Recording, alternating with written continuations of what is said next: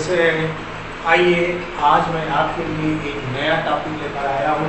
इस टॉपिक के अंतर्गत मैं आपको पढ़ाऊंगा वैद्युत विद्युत की निरक्षीय रेखा पर स्थित बिंदु पर वैद्युत क्षेत्र की तीव्रता।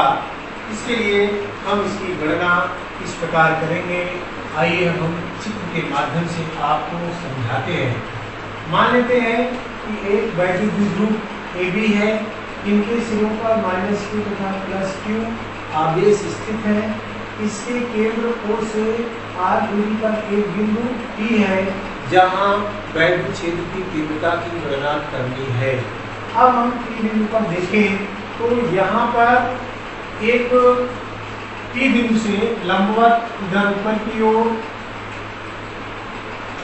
यहाँ पर ऊपर की ओर ये हो जाएगा E1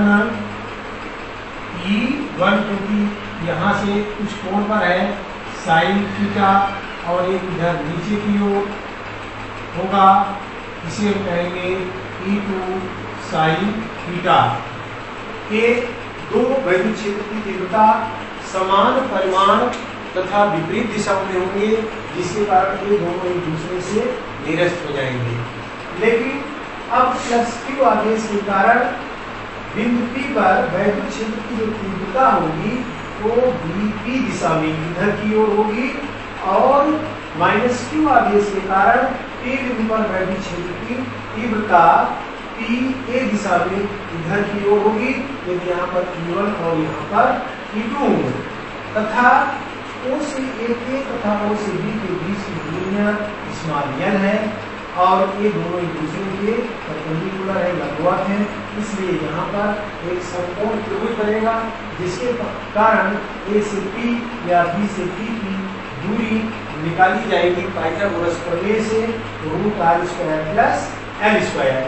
अब ध्यान दें कि इस P बिंदु पर जो संरचना बनेगी इस प्रकार से, यहाँ पर E1 sin theta E2 sin theta बराबर परिमाण में और विपरीत दिशाओं में दो वैद्युत क्षेत्र की तीव्रताएं होंगी जो एक दूसरे से निरस्त हो जाएंगी।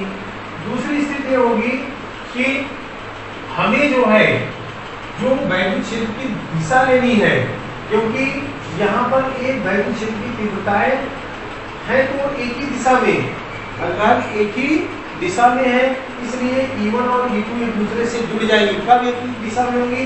यहाँ तो एक विपरीत दिशा में है, E1 यहाँ और E2 यहाँ विपरीत दिशा में है।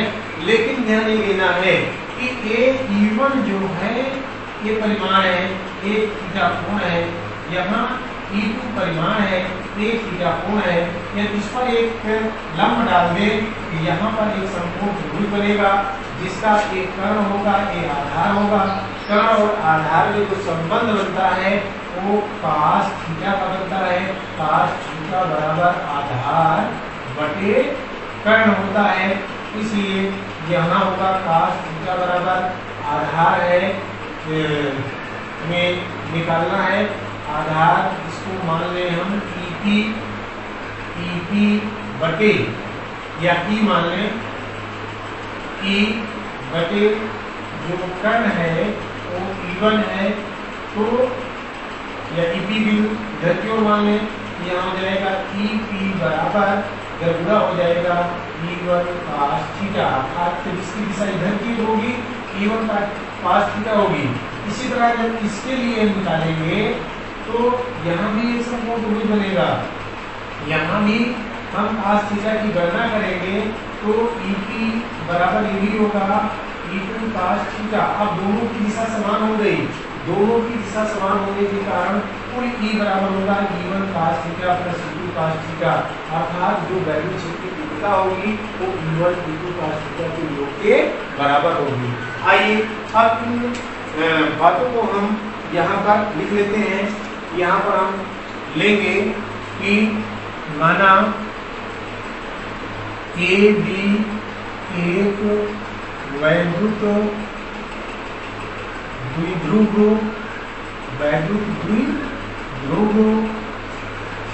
के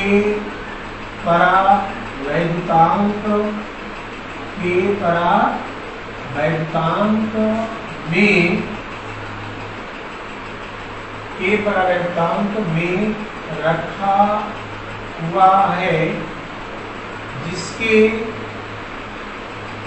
निरीक्षीय स्थिति में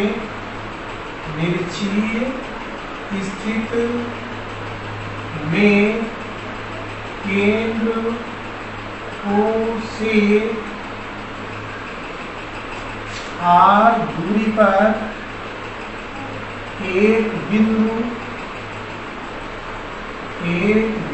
P है, जहां एक बिंदु P है जहां वैद्युत क्षेत्र की तीव्रता की गणना करना है। वैद्युत क्षेत्र की तीव्रता की गणना करनी है। अब द्विध्रुव के सिरों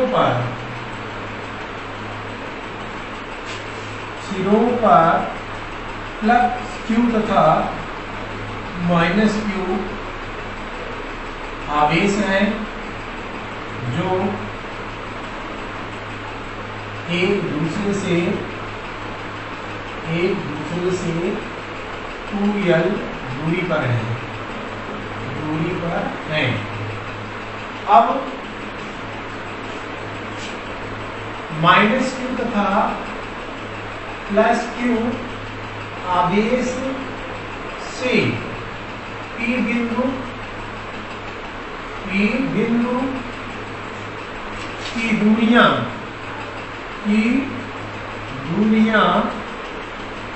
क्रमशः √r² प्लस l² है, जो कि मैंने आपको बताया कि पाइथागोरस प्रमेय से हम याद कर सकते हैं। अब हमें यहाँ पर ध्यान देना है कि बिंदु P पर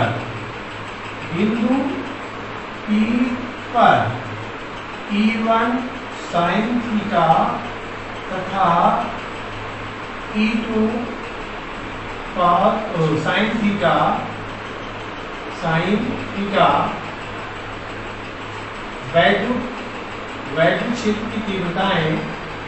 वैद्युत क्षेत्र की तीव्रताएं समान परिमाण के विपरीत दिशाओं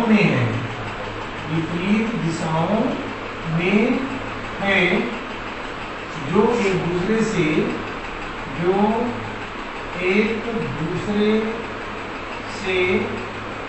निरस्त हो जाएंगे।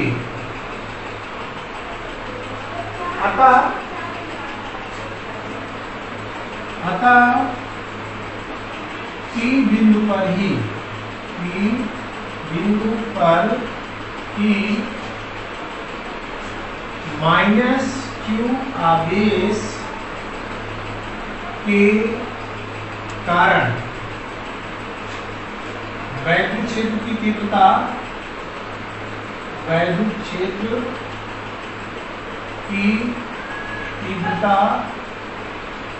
E1 है। E1 BP दिशा में तथा प्लस Q आवेश के कारण E2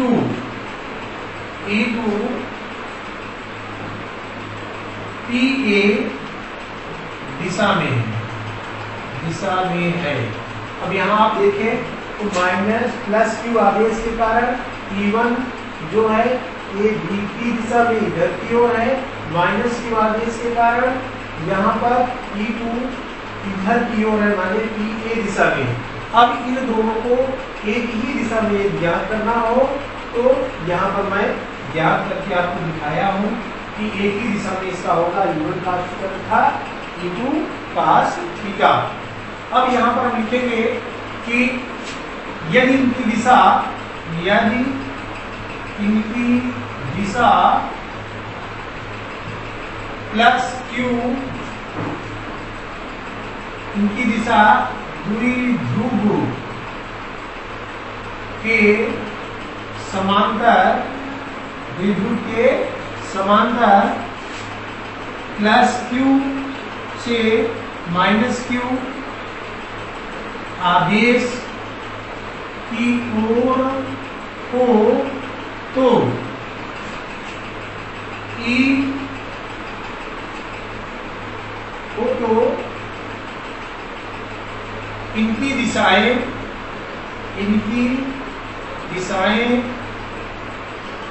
E1 cos थीटा तथा E2 cos थीटा होंगी। समान दिशा में होने के कारण, समान दिशा में होने के कारण, समान दिशा में होने के कारण E बराबर E1 cos theta plus E2 cos theta. अब यहां लिख सकते हैं E इक्वल टू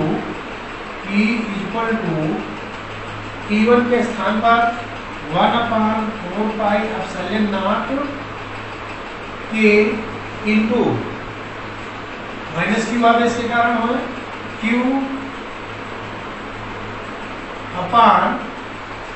अपान यह हो जाएगा root R square plus L square का whole square plus whole square cos theta plus 1/4πε0 के इंटू Q अपान root R square plus L square का whole square into cos theta.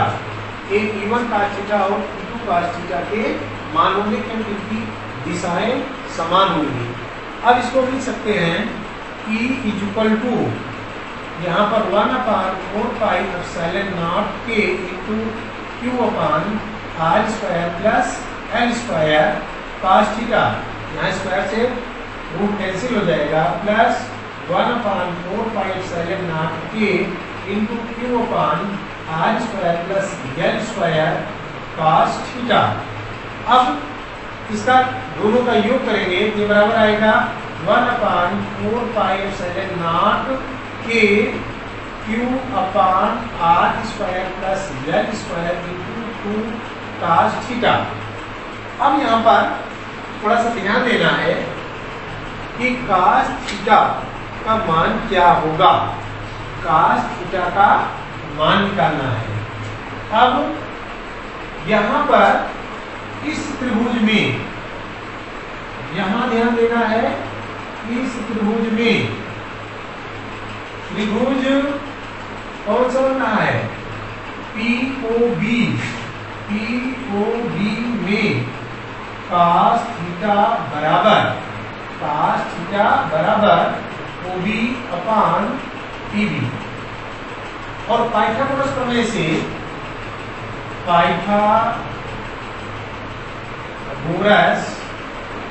Pythagoras प्रमेय से PB बराबर root PO square plus PB square ये मान होगा।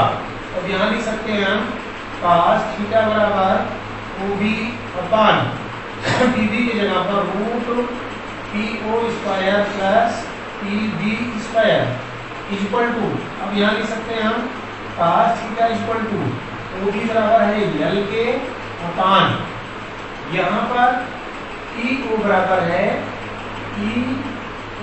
है R के रूट, या रूट को पावर ले लें, यहाँ हो जाएगा R प्लस PB बराबर है L के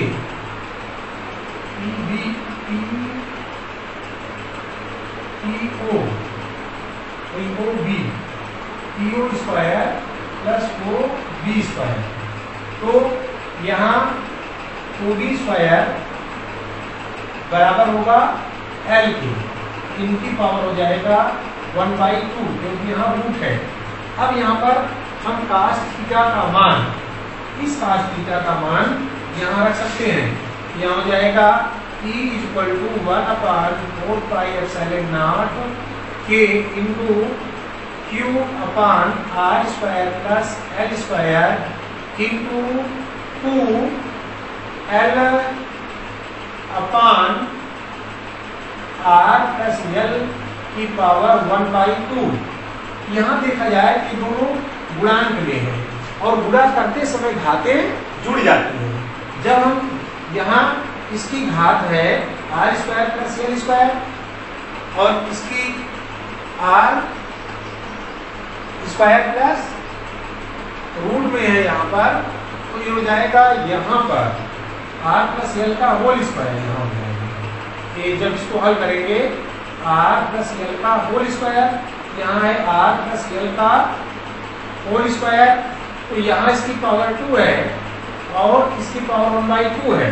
तो यहाँ ये दोनों घातें जब जोड़ेंगे तो आप जानते हैं इसके लिए भी जब जोड़ेंगे हम 2 प्लस 1/2, यहाँ एलसीएम हो जाएगा 2, यहाँ हो गया 2 प्लस 1 = 3/2। अब इसको हम लिख सकते हैं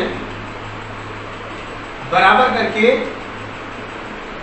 1/4πε0 K इंटू 2QL अपान R प्लस L की पावर R प्लस L, या यहाँ लिख सकते हैं हम R³ plus L³, R³ plus L³। हम इसको ऐसे ही रहने दे रहे हैं ये स्क्वायर में, यहाँ हो जाएगा R³ प्लस L³। अब हम जानते हैं, यहाँ लिख सकते हैं कि therefore 2QL = P, और दूसरा हम लिख सकते हैं यहाँ कि LR is greater than L, तब L³ का मान लगभग 0 होगा। यहाँ मान 0 रख दें, यहाँ पर एक हो जाएगा E = 1/4πε0 K 2QL के जगह पर हम लिखेंगे P अपान L का मान यहाँ 0 कर देंगे, ये हो जाएगा R³। ये हो जाएगा निरक्षीय स्थिति में वैद्युत द्विध्रुव के कारण वैद्युत क्षेत्र की तीव्रता। अब ध्यान देना है इसकी दिशा, मैं पहले एक बार लिख चुका हूँ। इसकी दिशा होगी, क्योंकि सदिश राशि है, AB के समांतर, AB के समांतर प्लस Q से माइनस Q की ओर, प्लस Q से माइनस Q की ओर। अब यहाँ एक और इम्पोर्टेंट बात समझना बहुत जरूरी है, बिंदु आवेश के कारण। यहाँ 2 पॉइंट बहुत ही महत्वपूर्ण है। पहला पॉइंट है फर्स्ट, बिंदु आवेश के कारण वैद्युत क्षेत्र की तीव्रता, वैद्युत क्षेत्र की तीव्रता E = 1/R², लेकिन द्विध्रुव आघूर्ण के कारण,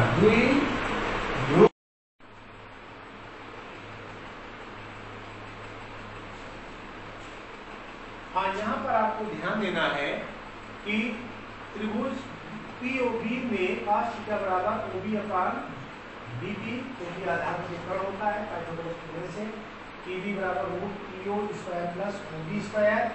अब यहाँ cos θ बराबर OB/√PO² प्लस वो भी स्क्वायर। तो यहाँ पर रूट का हम पावर 1/2 लिख सकते हैं और इसके स्थान पर ये हो जाएगा r square plus l square की पावर 1/2। अब यहाँ पर जो मान रखे हुए हैं, यहाँ पर जो मान रखे हुए हैं, इन मानों में ध्यान ये देना है कि ये r square plus l square यहाँ पर हो जाएगा r square plus l square की पावर 1/2। अब हम क्या करेंगे, यहाँ इसकी पावर 2 है, r square plus l square की पावर यहाँ 1 है, r square plus l square की पावर 1 है और r square plus l square की पावर 1/2 है। गुणा करने पर घातें जुड़ जाती हैं। जब गुणा करेंगे घातें जुड़ेगी तो हमें जोड़ना है 1 प्लस 1/2। एलसीएम होगा 2, 1 2 जा 2 प्लस 1 इक्वल टू हो जाएगा 3/2। अब यहाँ पर 1/4 पाई एप्सिलॉन नॉट के इनटू 2ql की पावर क्या होगी r, क्योंकि जोड़ने पर आ रहा है 3/2। तो इसको जब हम जोड़ेंगे तो इसकी पावर हो जाएगी r प्लस l की पावर 3/2। यहाँ पर विशेष ध्यान देना है कि ये जो मान लिए जा रहे हैं एक इसमें ये रूट में मान है। जब यहाँ पर इसका यहाँ पर 1 है और यहाँ पर 1/2 है, इनकी पावर को जब जोड़ेंगे तो हो जाएगा r स्क्वायर, यहाँ r स्क्वायर है, r square plus l square की पावर 3/2। अब यहाँ पर ध्यान देना है, एक लाइन और आपको समझना है तब ये समझ पाएंगे। यहाँ पर ये ध्यान देना है कि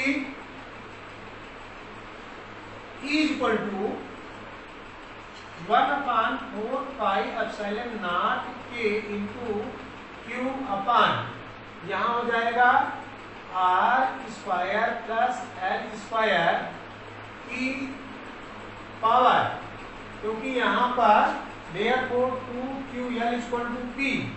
सबसे पहले यहाँ ले लेंगे, तो जब हम इतना ले लेंगे तो 2ql के जगह पर हम रख देंगे p upon r square plus l square की पावर 3/2।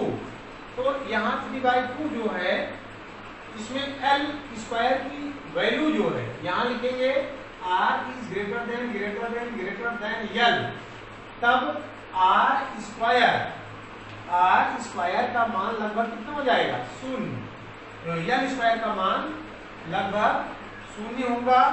अब एक स्टेप में यहाँ और लिखना होगा हमें, अब ये बराबर हो जाएगा E equal to 1/4 pi epsilon nought के into p upon r square की पावर 3/2। अब यहाँ इससे स्क्वायर से 2 कैंसिल हो जाएगा। अब यहाँ पर बचेगा, या करके हम लिख सकते हैं E equal to 1/4 pi epsilon nought के इंटू p अपान r की पावर 3। अब फिर एक लाइन हम लिख सकते हैं, वायु या निर्वात में के बराबर 1 होता है, इसलिए यहाँ पर फिर से हो जाएगा E equal to 1/4 pi epsilon nought into p upon r cube, अर्थात निरीक्षित स्थिति में किसी द्विध्रुव के कारण वैद्युत क्षेत्र की जो तीव्रता होगी उसका मान E बराबर 1/4 pi epsilon nought into p upon r cube होगा।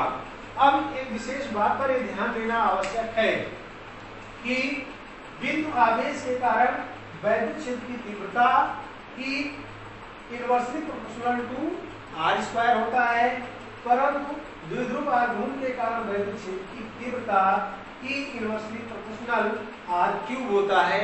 ए वैद्युत द्विध्रुव के कारण जो है ए E inversely proportional r cube होता है, लेकिन बिंदु आवेश के कारण जो है E inversely proportional r square होता है। ये बहुत ही इंपॉर्टेंट टॉपिक है, इसे एक बार पुनः आप समझिएगा और समझ में ना आए तो जरूर हमसे पूछिएगा।